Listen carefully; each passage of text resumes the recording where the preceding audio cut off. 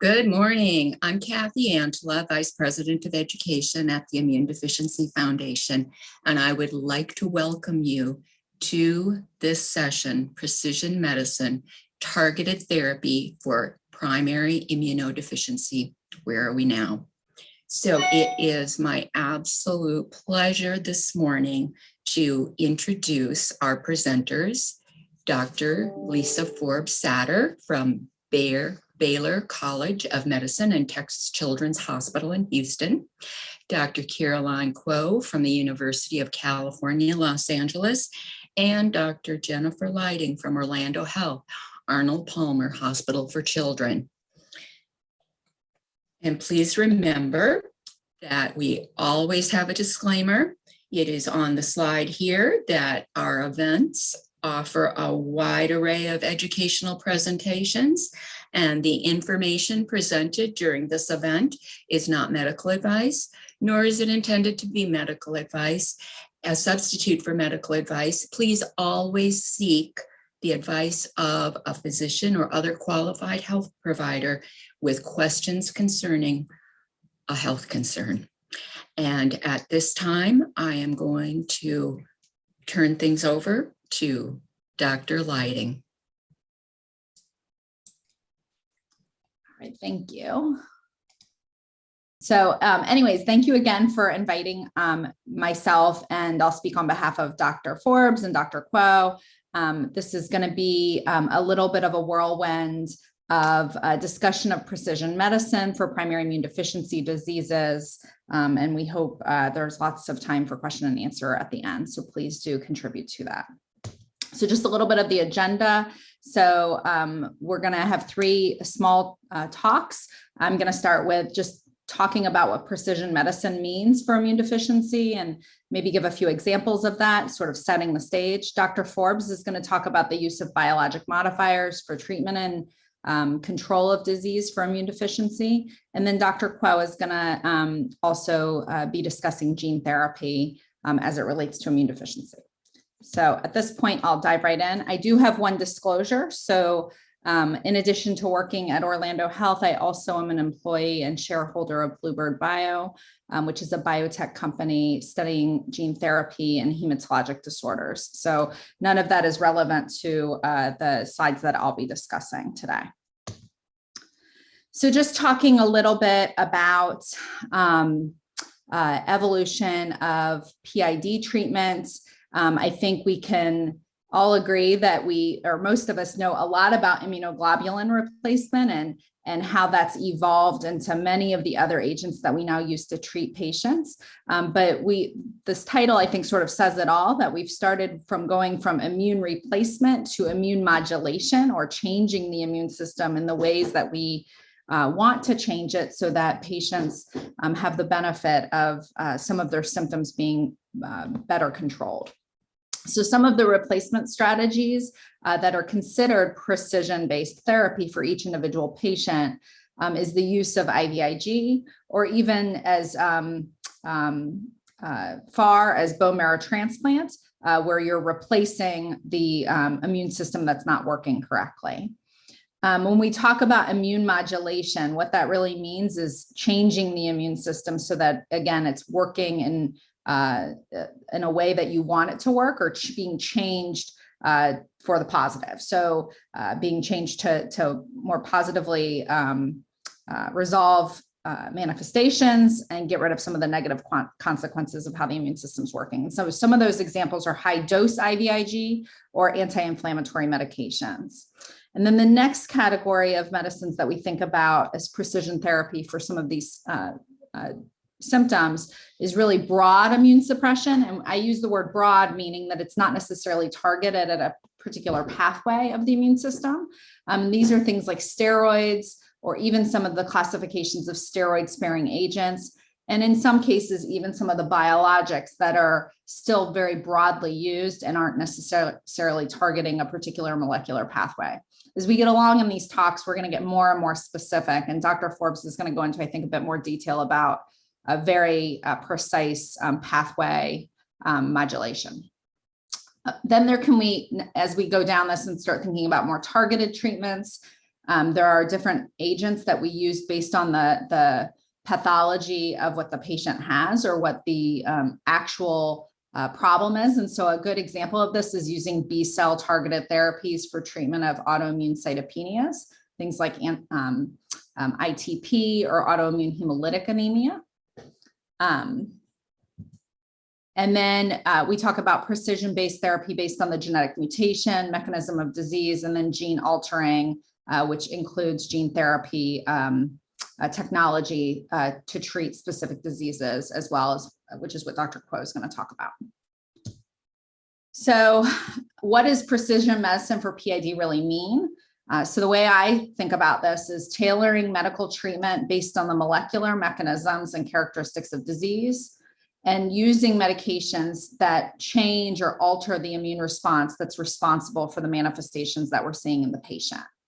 And then the goals of this particular therapy, when you think about it, are, I think at the forefront, controlling life-threatening manifestations and non-life-threatening manifestations to improve quality of life. I think reducing other forms of immune suppression. So you may pick a targeted treatment so that you're able to come off of steroids or able to come off of other medications that might have unwanted side effects.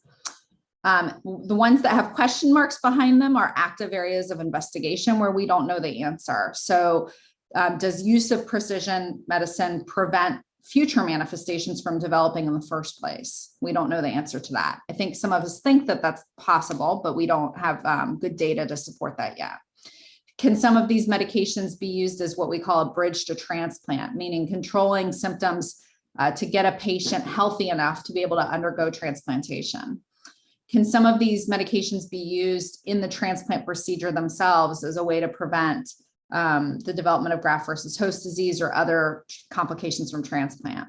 And then are there any other uses for these medications in somebody who's undergone transplantation? Again, where there's question marks is not sort of clear evidence to prove one way or another at this point. So primary immune disorders can present with a really heterogeneous phenotype or heterogeneous manifestations. And I list this here because we classically always thought about infection as the major reason patients developed or presented, with immune problems. But we now know that there are all these other symptoms that patients can have, and these are areas where we need to treat those symptoms. And so a lot of these precision-based therapies will target these non-infectious symptoms. So things like autoimmune disease or cancer or inflammation, things like that.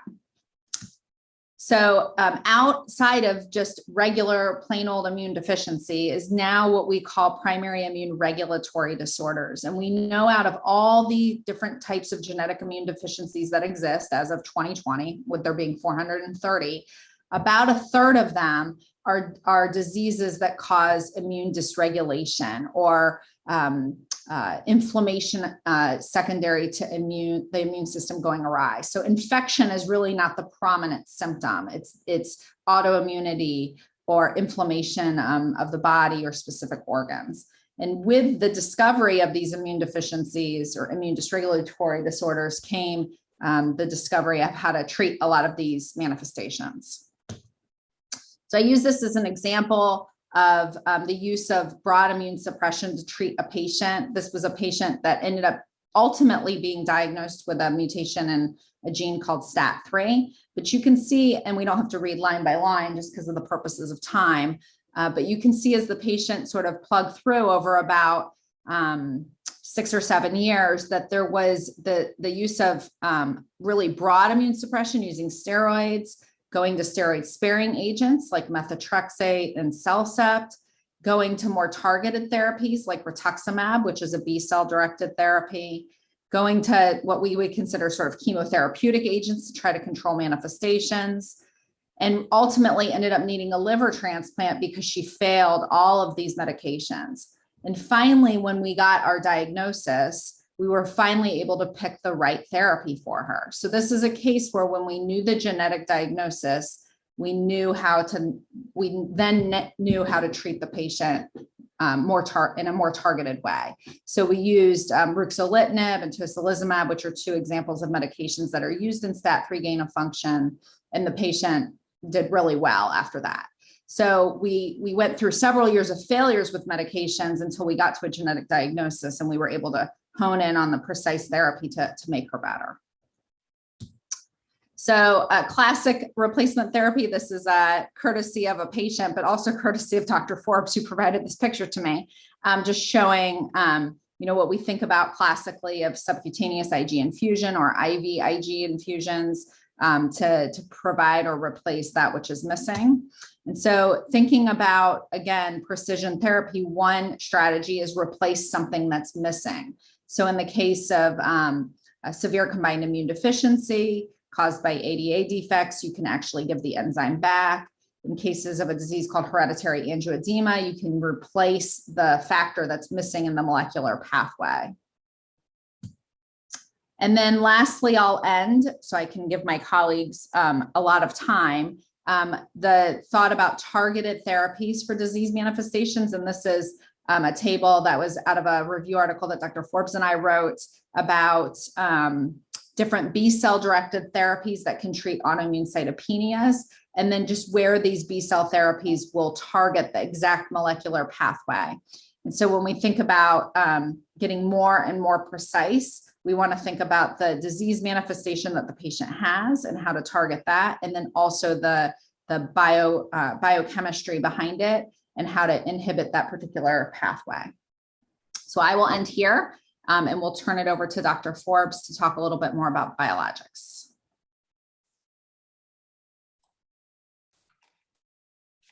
Thank you so much, Dr. Leiding. That was awesome and a great setup for me, so I appreciate it. First of all, it's a pleasure to be here at the IDF Rare Disease Conference. I'm always honored to participate, and so I thank you for the kind invitation. And it's always fun to collaborate with the IDF, with patients, and of course my colleagues, especially Jen and Caroline, who are on this session with me.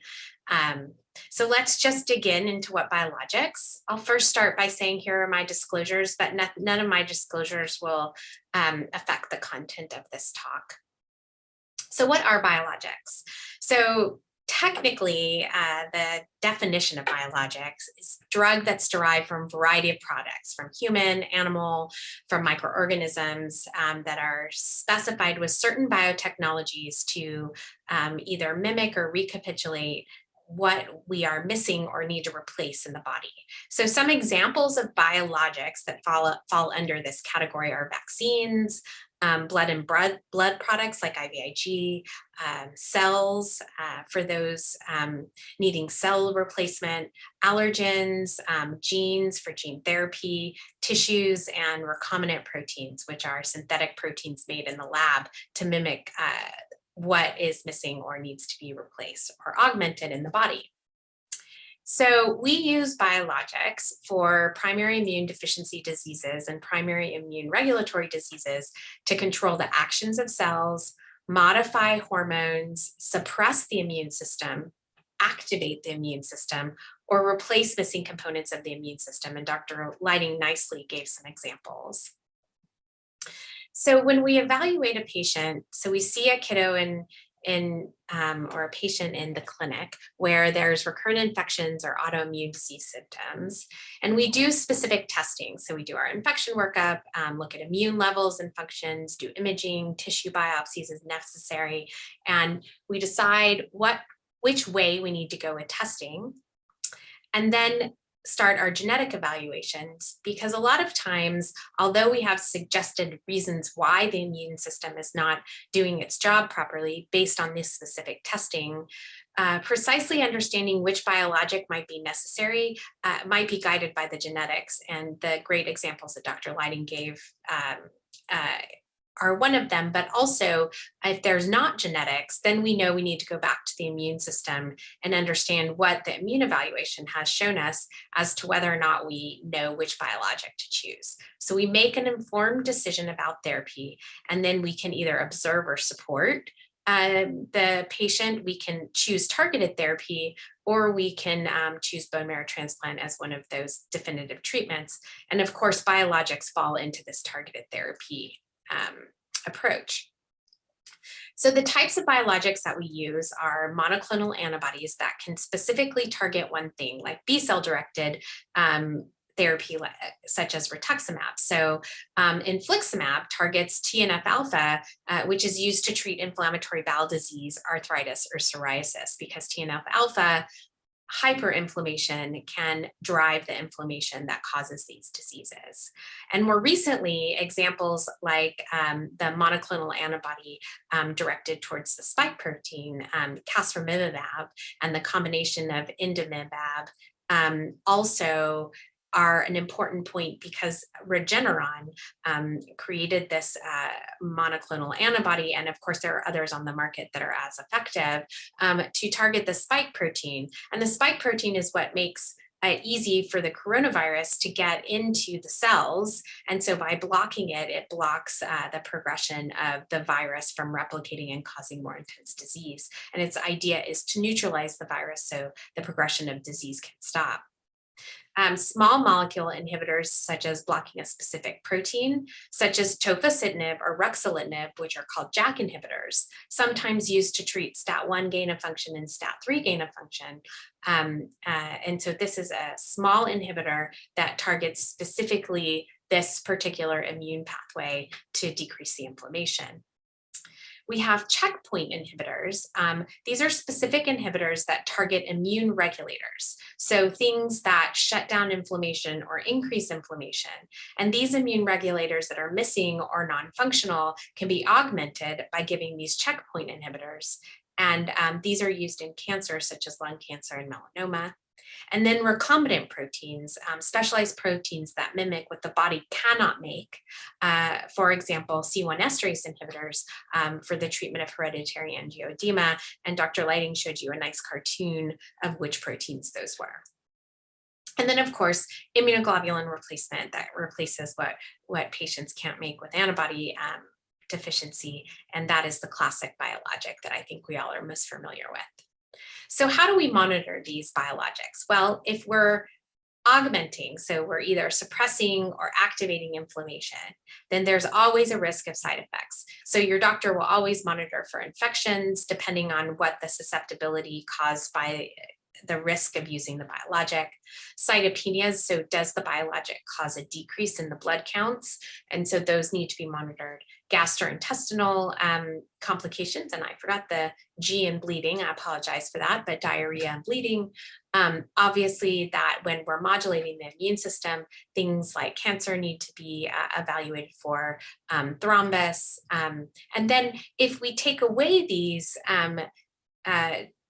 medications too fast and we're suppressing the immune system, are we going to cause a rebound inflammation? So those kinds of things need to be monitored. We monitor for known side effects of drugs like cholesterol, lipids, and increased kidney and liver parameters.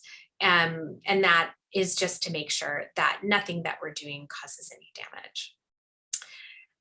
I want to tell you that we monitor for all of these things, but of course we have to manage the risk and benefits. So the risk of some of these potential side effects don't always outweigh the benefits of quality of life and modulating the immune system for our patients. So like Kathy mentioned early on, of course, the decision for starting and monitoring any of these biologics should be done with your physician.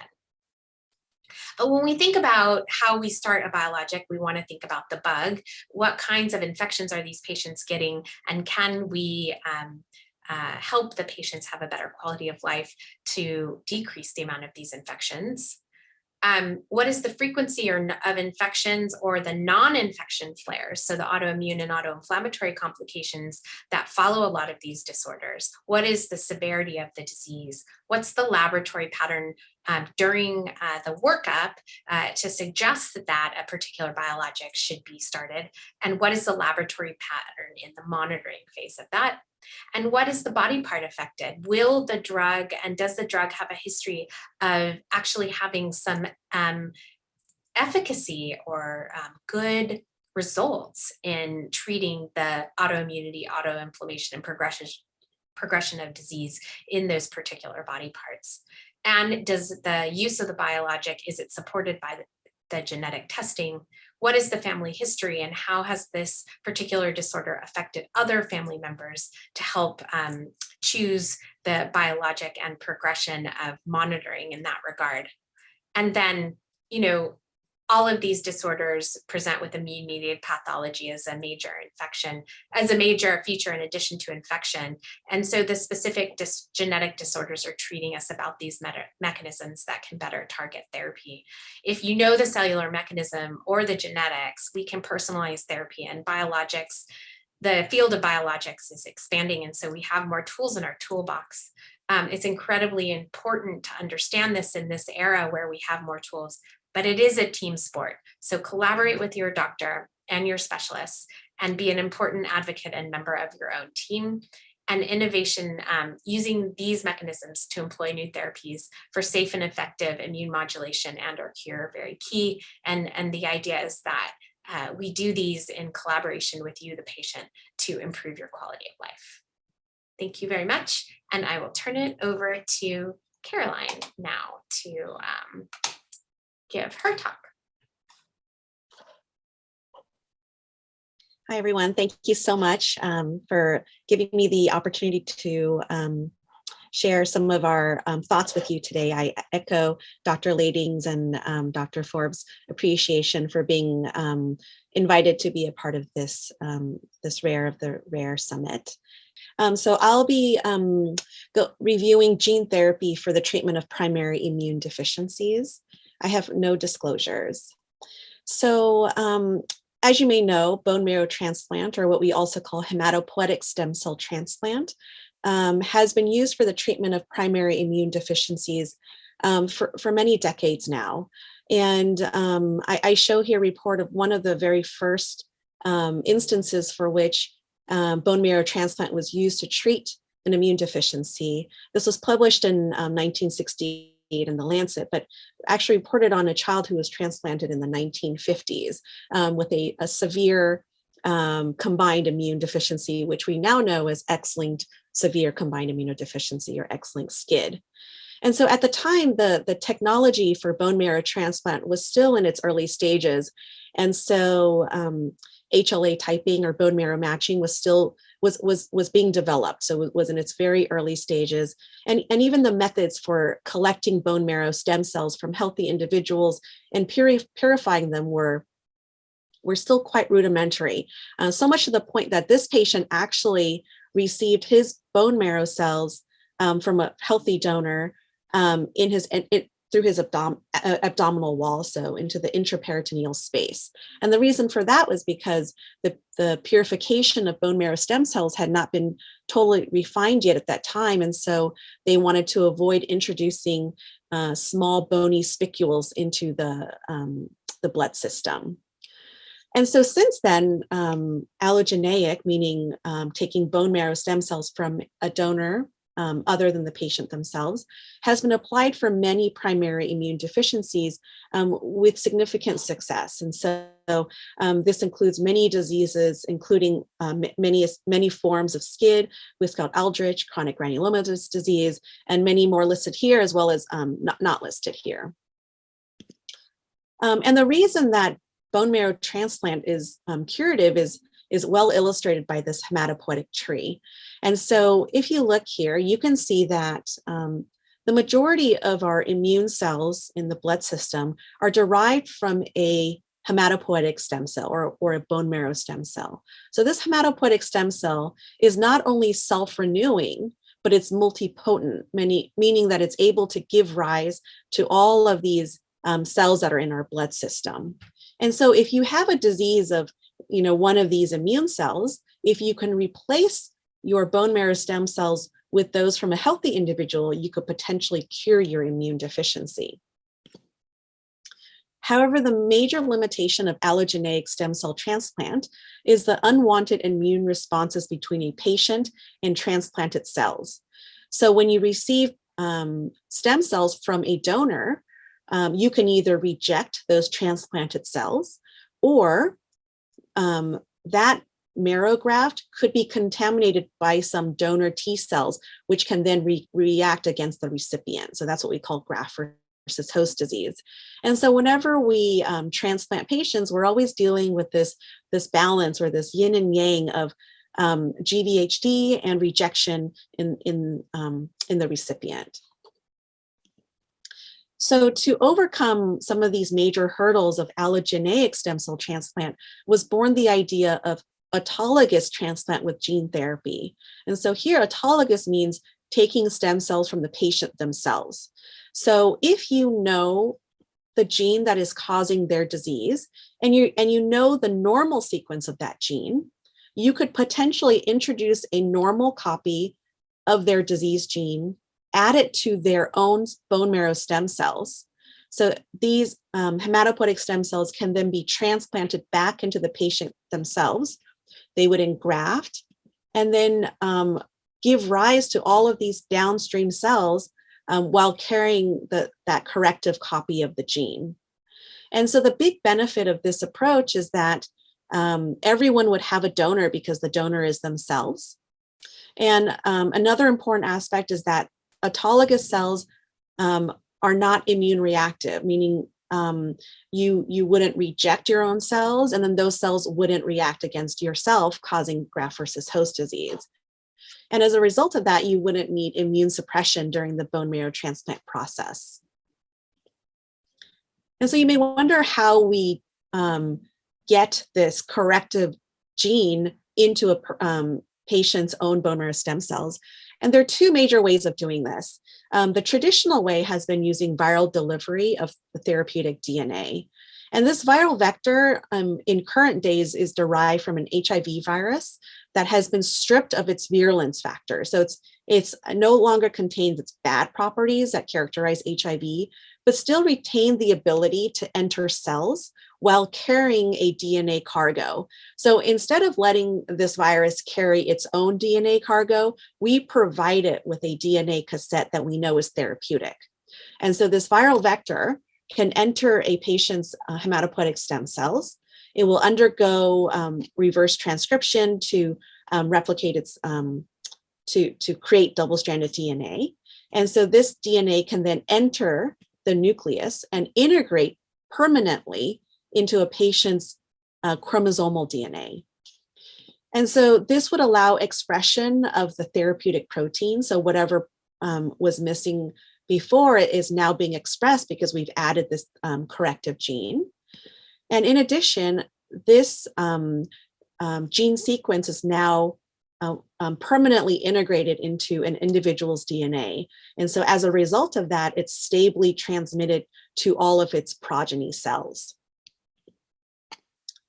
The other main way in which we can introduce corrective DNA into a patient's cells is through targeted genome editing. And so I sort of consider this the next generation of gene therapy. And the way that this works is if you imagine that this purple line is your mutated gene, you could use these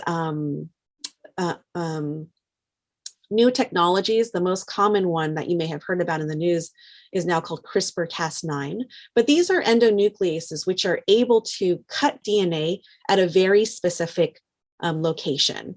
And so in the case of targeted genome editing, we can design CRISPR-Cas9 that cuts at the site of a mutation. So when that happens, you create a double-stranded break in the DNA. So the DNA opens up. When this DNA opens up, you can use the cell's natural repair mechanisms to integrate a copy of the normal therapeutic DNA. So now you've inserted this normal copy of the gene where it belongs. And this is particularly beneficial for diseases in which the expression of a gene is tightly regulated.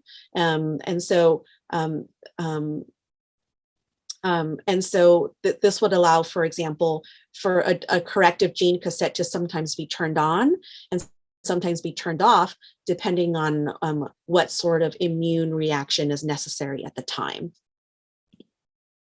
And so what this would practically look like is you would harvest hematopoietic stem cells from an individual. It could be an infant, it could be a child, or it could be an adult.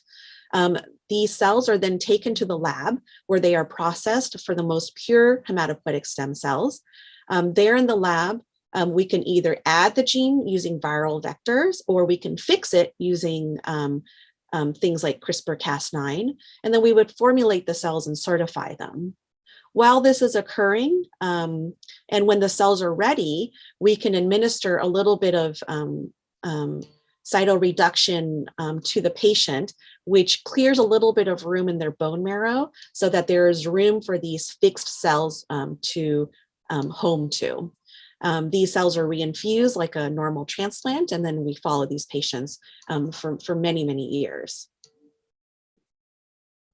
And so you'll hear about some real life applications of gene therapy in many of the talks to come, but I just want to show you some pictures from our UCLA website.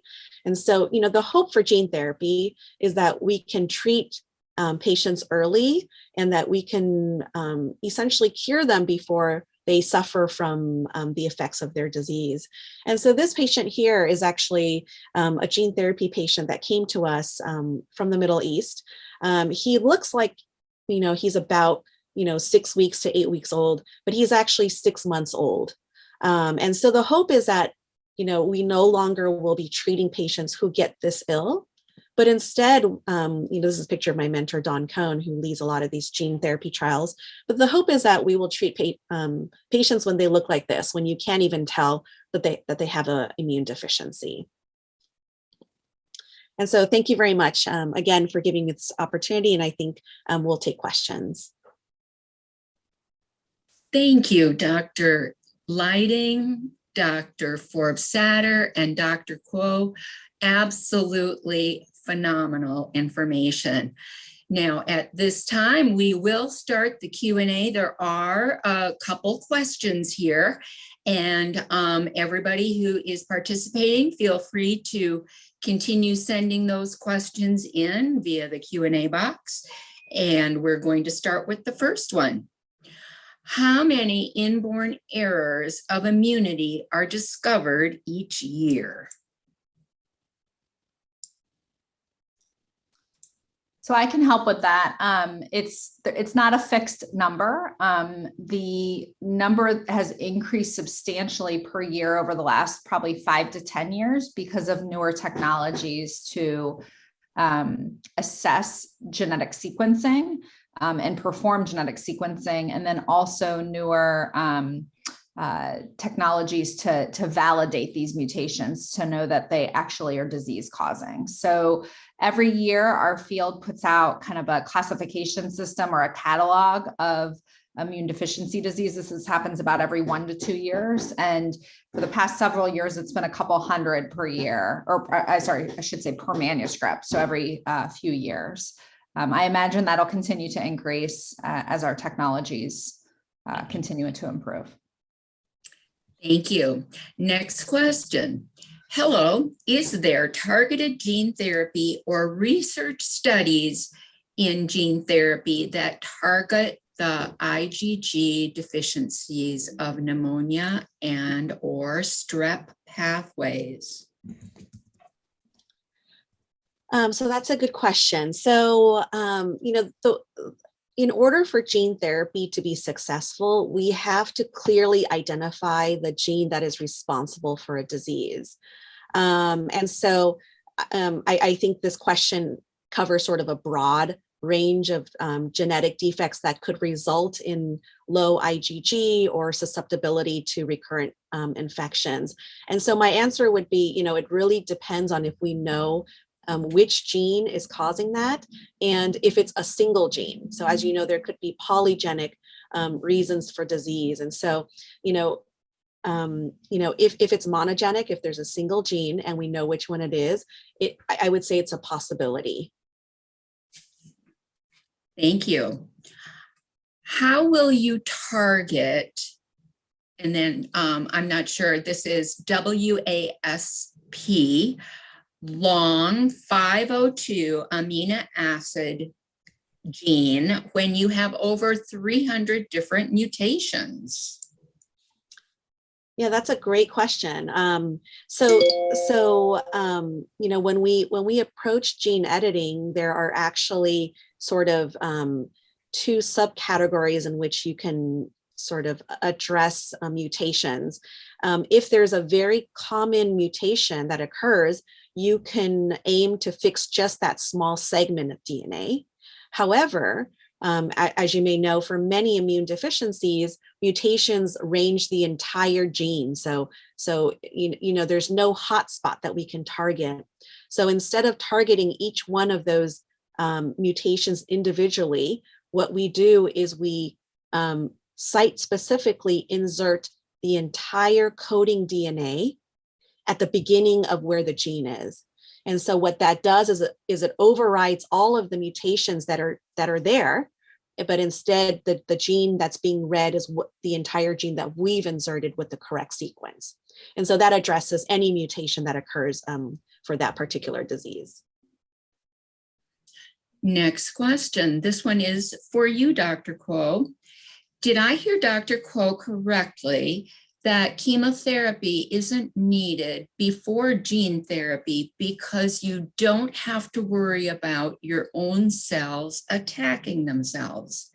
You still need to make space in the bone marrow for the new cells, don't you? Yes. So for many forms of gene therapy, we end up not needing to give immune suppression for example, graft versus host disease or the risk of rejection. However, we now know that most patients who receive gene therapy require some degree of chemotherapy to make room in the bone marrow. So that is correct. Wow, you must have touched on everything, because we can't even think of any more questions. And we'll probably wake up in the middle of the night though, thinking of questions for you. But I cannot thank you enough on behalf of the Immune Deficiency Foundation and all of our attendees that you took the time to volunteer your time to create these wonderful presentations and to be here with us today. Thank you. Thank you so much.